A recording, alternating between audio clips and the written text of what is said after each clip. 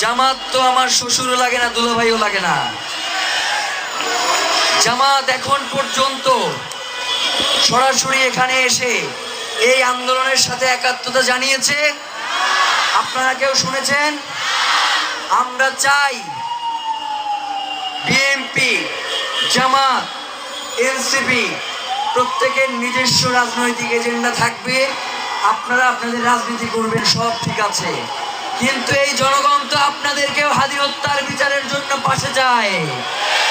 যদি আপনারা কোনোভাবে এই হাদি হত্যার যেই বিচার, সেই বিচারের জন্য আপনারা যদি সোচ্চার না হন, এই নির্বাচনে জনগণ আপনাদেরকে সোচ্চার করে দিবে। কিন্তু সেই পর্যন্ত আমরা চাই না যে আপনারা অতদূর পর্যন্ত পৌঁছে যান। আমরা চাই বাংলাদেশের স্বাধীনতা, সার্বভৌমত্ব টিকিয়ে রাখার জন্য, ইনসাফের লড়াই করবার জন্য আওয়ামী লীগের বিরুদ্ধে সকল রাজনৈতিক দল মতের একতাবদ্ধ হওয়া প্রয়োজন।